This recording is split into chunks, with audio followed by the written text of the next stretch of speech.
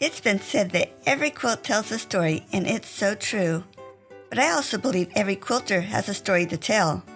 I wanted to hear about the people behind these wonderful quilts and thought you'd enjoy hearing about their lives also. Welcome to A Quilter's Life.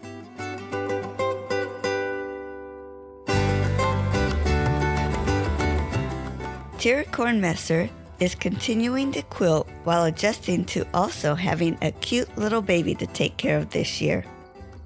I love her strong family ties with naming her quilt business Lazy J Quilting, using the family's cattle brand as her logo. Teara is such an energetic lady with great plans for the future.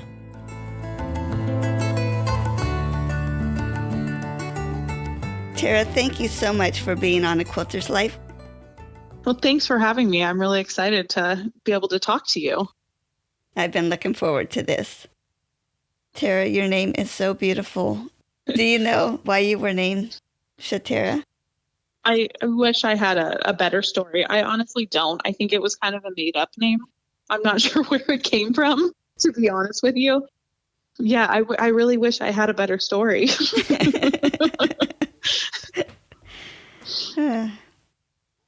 Let's start with your background. Where were you born and raised? I was actually born in Spokane, Washington. My hometown that I'm actually from is Spangle, which is a really small farming community in eastern Washington. And my whole family's from there. I'm like the fifth generation to graduate from our high school. So it's just everyone's family is always there. And I went to school with my cousins, and everybody knows everybody in a really small town. Wow. I'm jealous. Yeah, I actually had 32 kids in my high school class that I graduated with, and 13 of us had been together since kindergarten. So it's a really small, close-knit community. And it's funny, too, because our parents went to school together, and, you know, they had some of the same teachers we did. So everyone kind of stays there. I'm kind of the oddball who packed up and moved away. Oh, wow. I bet it's fun to go back and visit, though. It is, because you get to see all your old friends from high school and stuff and their parents. It's a cute little community. And I actually kind of find where I live now to be similar in that way. I know it's a lot bigger of a city, but I live kind of outside of Columbus in Johnstown, and going through the downtown and stuff reminds me a lot of where I grew up and the farmland around. So it feels like home here, even though I'm so far away. Yeah. Do you have a special childhood memory? I think, and I guess this is kind of related to how I even got into this field, but I was raised by my grandparents, and I always remember for Halloween, my grandma would always make us like the best costumes, whatever we wanted. I remember when the Titanic came out, and she made this really elaborate Titanic dress for me, or this really beautiful witch costume. But I can remember as a kid, my bedroom was right off the dining room where she would sew, and I remember listening to the sewing machine going at night. So I think that's probably one of my favorite childhood memories, and just the sound of a machine going is almost soothing for me because I grew up listening to that all the time, and she would always be up super late the night before trying to finish everything. But I think that's probably one of my favorite things from my childhood. Wow. So was it just you she was sewing for, or did you have siblings or cousins that she sewed for too? Yeah, I'm an only child, but I have 4 cousins, and we're all really close in age. So my older cousin, he's almost exactly 2 months older than me. And then my next cousin's a year younger than me. The next one's 2 years. And then the next one's 4 years, I think. So we're all really close in age. It was like having siblings because we were always together, but I got my own room and didn't have to like share attention, which was great. So it was like perfect for me. Tell me about your employment. So I am actually a technical designer. So I went to college for apparel design. So I've been working in corporate retail since 2013, I think it is. Yeah, that seems about right. Kind of lost track. Yeah, so my job is I'm in charge of the fit. So I do a lot of pattern corrections. I communicate with the vendor.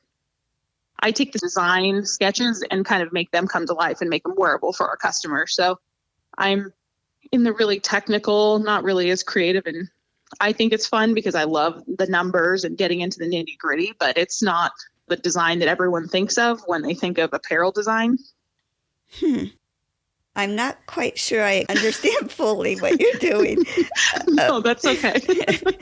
So is this a company that sells to other retailers after they have No. the designs, or what? No, I'm in-house for an actual brand.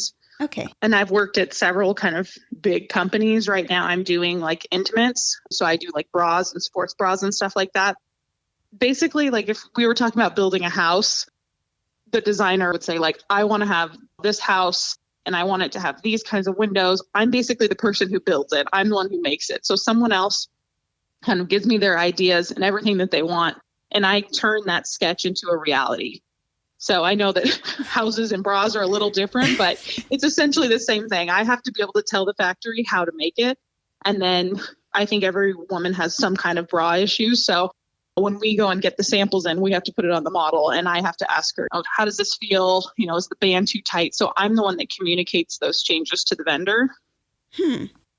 Interesting. There's always so many details to things that we never imagine.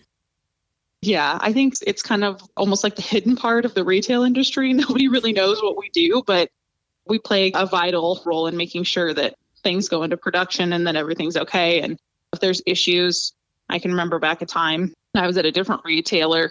We got in a bunch of these t-shirts and they were all too small. So I had to go through and measure a bunch of samples to see where went wrong, what happened. We're kind of like the multi-tool. We do a lot of different things. Oh, neat. So you came from the state of Washington. How did you end up in Ohio? So I kind of lived like a nomad probably for almost the past 10 years. I graduated from college from Washington State University with my apparel design degree. And then I got a job in Idaho. I lived there for about a year. And then I moved to a different company in Florida and then got this job in Ohio. And I had never even been to Ohio before. I didn't really know anything about it. I was here for 24 hours and basically saw none of Ohio and decided I wanted to move here. And I moved here and kind of fell in love with it. It's different from where I come from, but it's also very familiar. People are really friendly. Just the quilting community too is really great. There's so many. And I feel like that's kind of how I built my family here in Ohio, since my family were so far away. But it still kind of has that homey feeling. And, you know, my job took me here, but I really do love it here. So this is home for me. I grew up in California and I ended up here in Ohio, so I understand that. Besides quilting, are there other crafts you do or have done? I think I've kind of done a little bit of everything. My great grandma used to crochet all the time, so she taught me when I was little how to do that. And then I kind of played around with knitting a little bit and kind of taught myself how to do that. I've done some embroidery. I kind of jump around. I like to have, you know, a million projects going, which I think is pretty common for anybody in the quilting sewing hobby. Usually you have 6 other ones that go with it. But I think I just kind of like flip through them. When I get tired of sewing for a while, then maybe I go and work on a knitting project or some embroidery. And then I also really love building furniture and doing woodworking things too. So I have to have lots of projects going all the time. I've got to stay busy. Wow. Woodworking, I think, needs a whole nother space. Yeah. Luckily, my husband loves that too. The dream is to build a shop. We're hoping next year. We just moved into this house in June, right before our daughter was born. And we've been like renovating and redoing the space. And we're hoping to build a shop so that we have the room for all the woodworking tools and all that kind of stuff. Wow. Before we go on, you mentioned your daughter, and I did see on your Facebook page, she's adorable. Oh, thank you.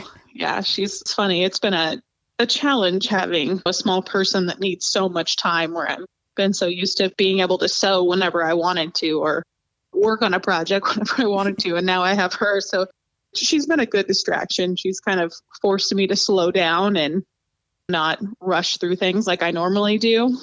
She's taught me a lot of patience.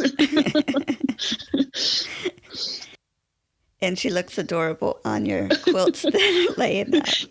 Yeah, I know she's the perfect little model, and I'm enjoying it while it lasts because I feel like pretty soon she's not going to want to cooperate as much, or she's going to be running off when I'm trying to catch her. So I'm going to take advantage of it while she's little.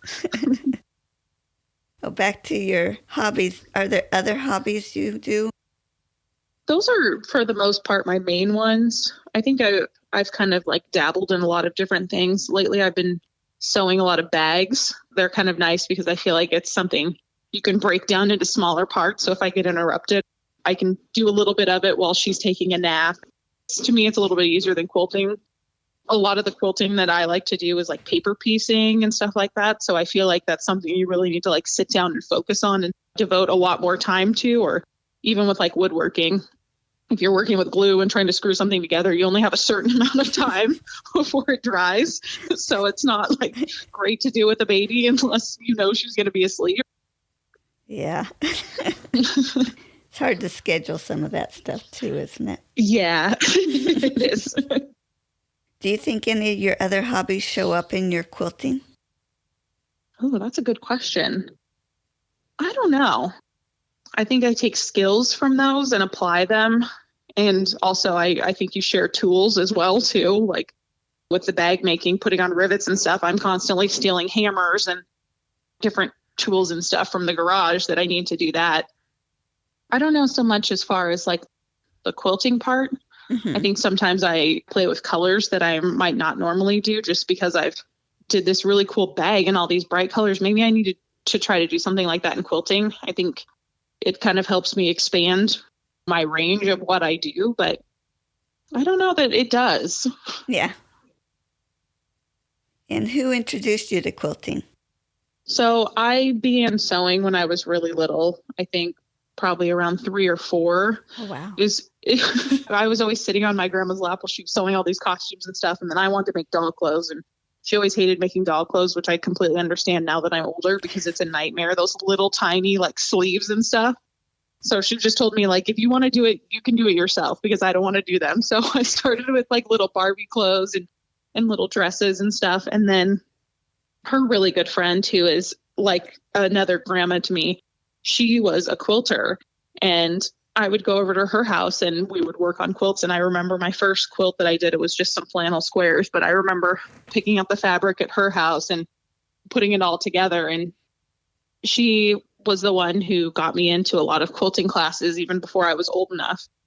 She's like, you know what you're doing. She would go to the quilt shops and they'd be like, she's too young to be in this class. And she's like, no, she's not. She's fine. So she got me into lots of quilting classes and stuff. And I think she's really the reason I got into quilting. I don't think I ever thought I would become a quilter because I loved apparel so much. But as I've been in my career of apparel, quilting is kind of like a nice escape because I work on making sure garments fit all day. When I come home, I don't really want to make something for myself, but it's nice to be able to do the quilting because it is kind of in the same vein as like the technical design career that I'm in. Like it's very structured, especially like paper piecing. Like you have all these lines that you have to sew precisely on it. And I love the precision and like the accuracy of it. So I think that it's kind of like a nice balance for me, but it is kind of like a creative outlet. Yeah. And something you can keep. Yeah, exactly. Yes. Although it's kind of become a problem. I've become kind of a quilt hoarder at this point. Uh-oh. I have so many and I love them. And, you know, when you make a quilt, you want to make sure you're gifting it to someone who's really special. And all the people that are really special to me already have so many. They're probably sick of them at this point. But it's just a nice, pretty stack that I have. I get to look at and I can pet from time to time. Do you happen to have a favorite one? That's also a hard one, too. I think probably one of my favorites that I made was a paper piece. It's a Judy Niemeyer. I think it's not Tarnished Windmill. It's something else. It's the bigger version of that, but it's in batiks in like teals and blues and grays, which are kind of like my favorite colors. Like that's kind of my house is very gray with like the blue tones to it. So this was probably one of my favorite ones. And it's a huge queen sized quilt. And I made it for my parents. It's on their guest bed. That's probably one of my favorites just because of the colors and it just turned out really pretty. And then probably my other one, which is another paper piece, it's the Vintage Rose, but I also did it for them. I made it a king size one for them, but it's in warmer tones. It's like rich reds and burgundies and purples and oranges, which is kind of not really my color wheel right there, but it turned out really beautiful. And it was a really fun quilt to put together with all the little details. And I love the precision of the paper piecing and how it looks so perfect. So those are probably my favorites, but I do have some that I made for my daughter. Her bedroom is Sasquatch themed. So I made a bunch of like outdoor ones, and I did the Elizabeth Hartman Bigfoot quilt, and I did some other ones that are kind of mountain themed. So I think it just kind of depends on the point in my life where I'm at. So now my favorite ones are ones that I'm making for her. But, in the past, there were some other ones that I made that I really loved. Yeah. And tell me about a tool that you just feel you couldn't do without. Probably the seam ripper, as much as I hate it. It's just so essential. That, and also friction pens. I love those. Those are probably my two most used tools at this point. I use the friction pens all the time just for, marking all the half square triangles and that kind of stuff. But also when I'm long arming, I do mostly edge to edge computerized. So it helps make sure that those rows are lined up and perfect. So those are probably my two most used tools. Wow. Do you have a favorite part of the quilting process, or do you like each part? I think I like all of it. I don't love picking out the fabrics. I think that's probably like my least favorite. Interesting. I know it is kind of weird. And I don't know why. I think it's just because I overthink it. That's probably part of the problem. But I love the cutting. That's kind of my zen moment, is cutting all the fabrics and organizing them and putting them into nice, pretty little stacks. But I love the piecing too, especially like on really intricate quilts, because then you kind of get to see it all come together. I think my least favorite is probably sewing the binding and actually finishing it. I think that's my least favorite, but I think there's little moments of that I do enjoy after all the binding's been machine sewed on. The hand sewing and going back and doing that, it's kind of nice. It's like a nice way to end the day and kind of mellow you out. Something nice to do in front of the TV. Now, you mentioned you like cutting the pieces and stacking them up. And I've just realized not all that long ago that there's two ways. My first class, they kind of taught me, cut this out, work on that, and then cut the next part out and work on that. And that's kind of how I've been doing it. And talking to somebody else, they were telling me how they cut all their pieces out and then put it together. And that was foreign to me. So what way do you do it? So I usually cut it all out at the beginning. That's funny that you said you do it in different sections. I've never even thought about that, but I think the only time I ever cut kind of as I go is if I'm doing like a block of the month or like a mystery quilt. I normally cut everything except for borders. Borders I usually kind of wait on. And that's, I think some of that too is being a long armor. And I always make sure to measure my quilt before I actually cut and sew on the borders, just to make sure they don't end up wavy, because everyone's quarter of an inch is a little bit different. Yeah. But for the most part, yeah, I cut them all up and stack them. That's kind of interesting. Yeah. I don't think I've ever done it that way. Well, after I talked to her, I thought, okay, I'm going to cut the rest of this out. So I did that and set them aside. And then as I was moving on, I found myself cutting them again because I was to that next step and I forgot I had cut them out already. Yeah, that's kind of interesting. That's not even something I would normally think of that people do differently, but that's kind of cool. Yeah. So I was just curious. Share with me your worst quilting experience. It would probably have to be a quilt that I was making for someone else, and the colors or the pattern weren't really what I loved. I think that's probably the worst, is when it's not something that's like, I mean, I feel like quilting so much is for fun for me. So if it, picking colors that I don't love, or sometimes those are a struggle. I have some quilts that I know I have in boxes that I pick up, I try to work on them, I get irritated and I put it back in the box. I can think of one in particular, and then I love the fabric, and it's kind of a cool Southwest kind of design, but the pattern is, I think it's a European one. And I feel like the measurements might be off a little bit, but it's all of these diamonds to make this pattern. And for some reason, I can't get them to line up. I don't understand the cutting directions. And so I pull it up every few years, look at it, and then end up putting it back because I can't get there. That's interesting. And some year you're going to think, oh, I see how to do that now. Yeah. I'm hoping for that light bulb moment. I'm going to open it up and be able to figure it out, and it's all going to make sense. But I don't know that I'm there yet. Why do you think you make quilts rather than spend your time doing something else?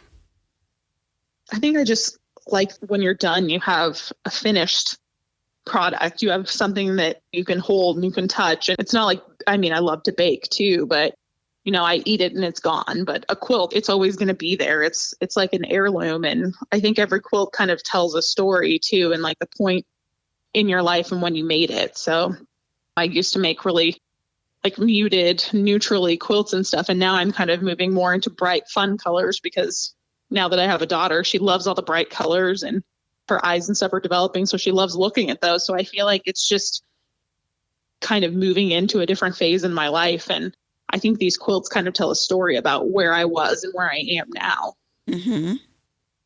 It's an interesting way to put it. That's great.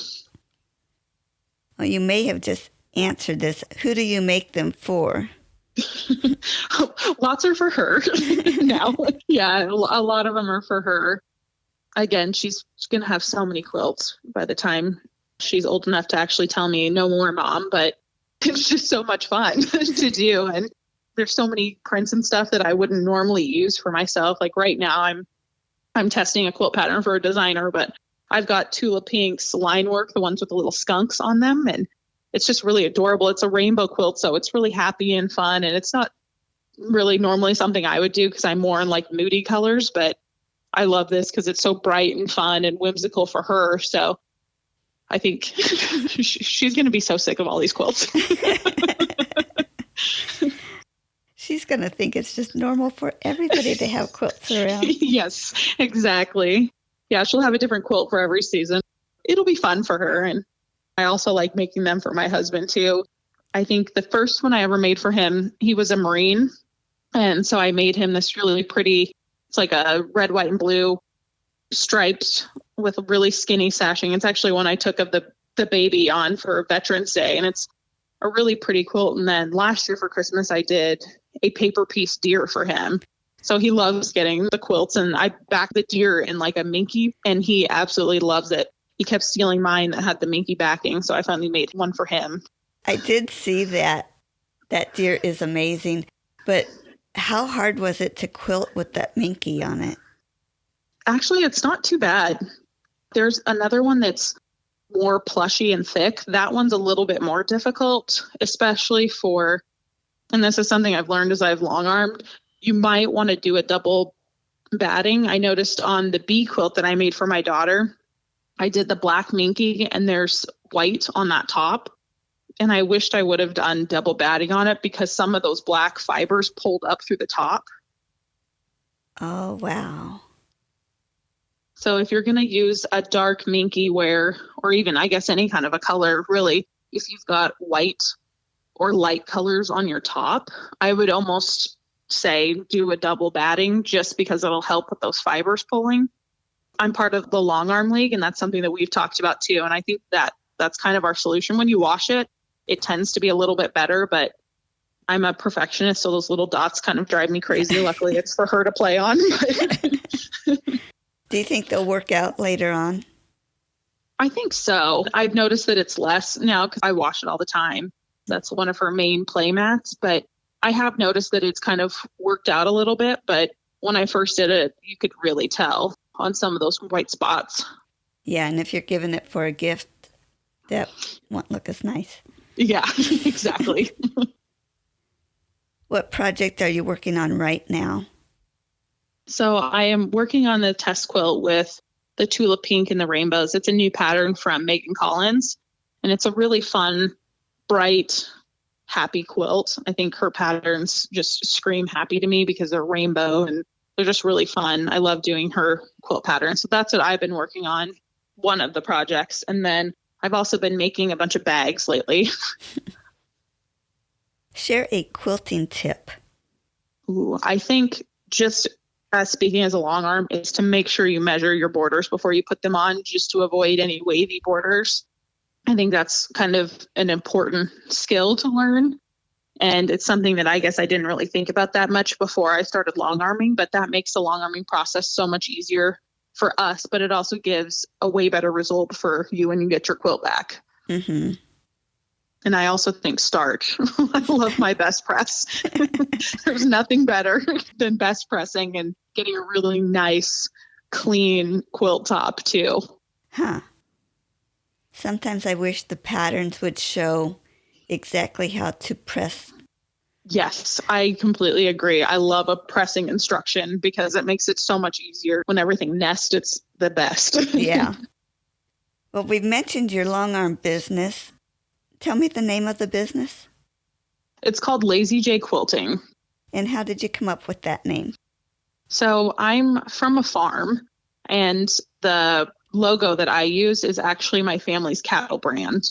It's called a triangle Lazy J because it's got the triangle and then the sideways J. As part of it, everyone always thinks it's a coat hanger, but it's actually our cattle brand.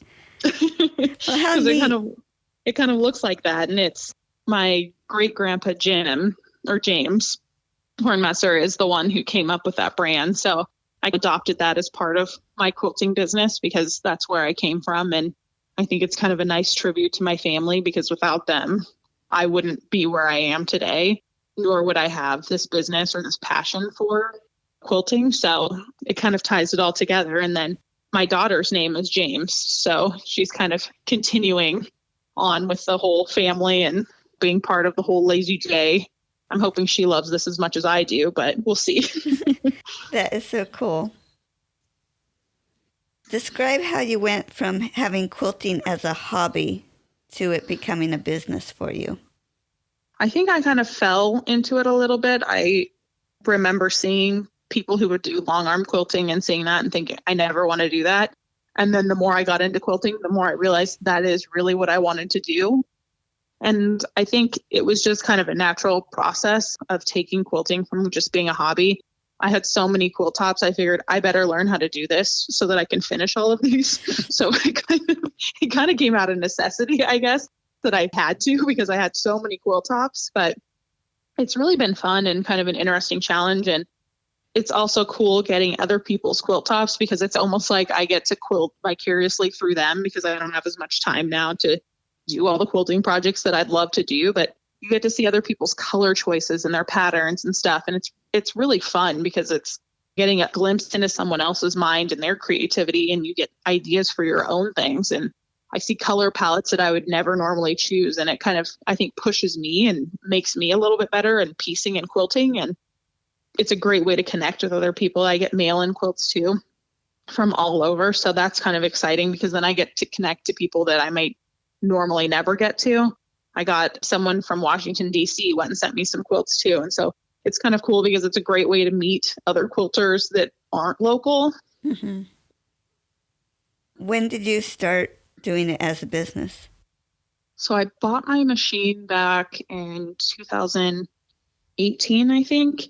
And for the first kind of few years, it was more just me doing them for myself and for my grandma. And then I started having friends asking about it, and it just kind of naturally turned into more of a business, especially during the pandemic. I think everyone tried to stay at home, at least quilters anyway. We're staying at home quilting and making tops. So that kind of helped explode my business and kept me even busier, which was great. So I think that's part of the reason why I built up a bigger clientele was actually because of the pandemic, which is kind of funny. It is so exciting. Do you remember how you felt when that first paying customer sent you their quilt or brought you their quilt? Yeah, I think it was kind of like the moment where it's like, oh, this is real. This is really happening. This is a real business. This isn't just a hobby anymore. It was a really rewarding feeling because long arming, I don't know that everyone knows how much work it actually is. so much of your time you're spending making sure it's beautiful and, the machine is stitching the way it's supposed to. And I think then when you see somebody open their quilt up and look at it and, the excitement you see on their face and, them gushing about how much they love it. And it's such an amazing feeling. It's so validating and rewarding to have that. I was curious as I looked at your website, you have a tab with different pentagrams. Mm-hmm. You mentioned that they're edge-to-edge designs. I was curious, did you buy those or are those some that you designed yourself? So I did buy those. I hope to someday learn how to make my own. That's another software I've got to learn how to use, but I would like to do that eventually. I think it's really cool. Yeah. And I have to mention that your website is really laid out nice and simple and easy to follow. And I especially like how you have a tab with how to prepare your quilt. I'm glad to hear that feedback. I'm always curious what people think about it, but I tried when I was doing it. And I mean, there's still improvements that I hope someday to make it even easier to navigate. And I'm constantly uploading more of the pantos that I buy too, but I wanted it to be really easy and not intimidating for someone who maybe never set a quilt to a long armor. And I wanted to make sure they had all the questions that they might have answered in an easy way. I think sometimes it's intimidating for new quilters to reach out to a long armor. I always tell people, ask me as many questions as you want. There's not a dumb question. I would much rather you ask me a million questions than not, and not feel as informed or secure when you're giving me your quilt top. The amount of time and money you put into a quilt top, I want to make sure that customers feel comfortable handing that over to me and that they trust me to do the quilting, because this is an heirloom or some kind of a special gift for someone. And I want to make sure that it turns out beautiful and it's exactly what they imagine. So I try to give as much information on that website. And then I also love having actual sit downs with customers and coming in and we'll audition pantographs and talk about the different size and how dense and the thread color. And I think it's it's a fun way to connect with more people and help them make their vision come to life. Mm-hmm. It's so important to have things up front. That's great. I agree. And I also like right on their homepage you have it's smoke-free, pet-free. Yes. Yeah. I want to make sure that if anyone has allergies or anything like that, I want to make sure they know that they don't have to worry about that here. I think the problem with like fabrics and quilts, and I've even noticed it because I love to go and hunt for like vintage sheets because I love those old floral patterns, but the smell, like how fabric really absorbs the smell. So I make sure to keep it really clean everywhere just so that none of my smells end up on someone else's quilt. That's great. Is there anything else you would like to share with me? I guess just to share from a long armor's perspective is we're here to help you. We want to make sure we make your dream come true for your quilt and make it the best we can. And I think if you have questions, to not be afraid to ask, because that's what we're here to do. And I think it can be kind of intimidating. And if you've struggled with parts of your quilt, like, I really had problems with here, there's tucks and stuff in there. If you just give us the heads up, we can work around that, at least so we know we're kind of what we're getting into. And then we can try to work with it and figure out the best way to kind of hide the things that you don't love and really showcase the parts that you do love. I think that's kind of important too. And we can spray, starch, and steam and kind of shrink some places if you've got a little extra fullness and kind of work with it. But I think that it's really a partnership between a long armor and the actual piecer too. And there's times where we may say, you might want to next time measure your borders, a little bit because there was a little bit of extra fullness. And it's not to criticize. We're just here to educate because we want to make sure that your quilt turns out as beautiful as it can. And so I think we learn from each other. And it's really a partnership. Yeah. You also mentioned that you're part of a long armor group. Yeah, I'm part of the Long Arm League. It's a really cool group. It's a community, and we have the most amazing, we call her the commissioner of the whole league. And Jess, she's absolutely amazing. She's great. There's lots of videos. We have a forum where we talk about different things together. We talk about different thread types or maybe issues with batting. And it's kind of a really fun, safe community for all long armors. We can go and vent about problems we're having, and it's really cool. And then she designs pantos. So every month we get a new panto as part of the membership, and there's different lessons. We have calls with different experts, like someone who's an expert in taxes, so we can learn how to do the taxes for our business, or pattern designers and kind of that stuff. So it's been really great for my business because it's not like you can walk down the street and meet another long armor and kind of get an insight into their world and their business. So it's a great way to learn about other people's business and maybe practices that I can do to be better at what I'm doing. And I really think it's made me a much better long armor just from being a part of that group. Neat. Like I said, there's always details we don't see behind the scenes, and those kind of things make such a big difference. Yeah. And one of our threads that we talk about is like panto suggestions. And so we'll say, I have this quilt. The customer said, do whatever you want. What do you guys think? And so it's a nice way to like bounce ideas off each other. And they come up with suggestions that you may never have thought of. Or there's different groups too, based on what kind of a long arm you have. So if you're having a problem with your gamel, you can go into the gamel group and say, hey, I'm having this problem. What have you guys done to fix this? And so it's really great. It's a great resource, and it's super helpful to have that. And it's nice to be a part of a community. Mm-hmm. Well, thank you so much, Teara. This was wonderful. Thank you so much. It was so great to talk to you. And since you're in Ohio, maybe at some point we'll meet in real life. I hope so. I think it's my goal when things lift that I'm going to travel to some of these shops and around to meet in person. Yes. Well, if you do, let me know if you're ever in the Columbus area. And our goal is next year to build this shop, which I'm hoping to have a separate outbuilding for my long arm quilting. And I want to have tables and eventually, hopefully, have classes and retreats and stuff out here. So maybe someday. Yeah. That's the big goal. That's my overarching one, is to be able to have a place where people can get together and meet. And I think that's important for quilters, especially as more and more small shops close and go away. So I want to make sure that quilting is here forever. Yeah, that is so neat. I think more and more people will be looking for retreats.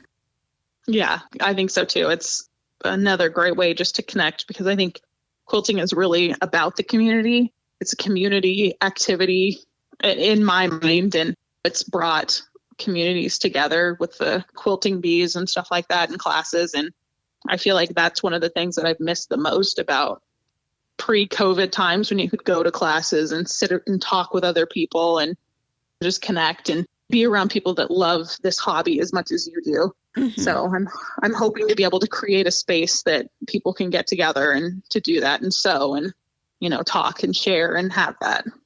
That will be great.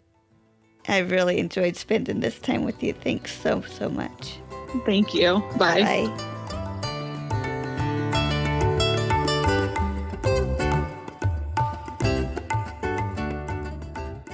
You can find more stories on aquilterslife.com or subscribe on your favorite podcast player so each episode will be downloaded automatically. Also, I want to hear about you and your wonderful quilts. Please contact me, Paula Chamberlain, through the website to set up an interview. And as always, thanks for listening.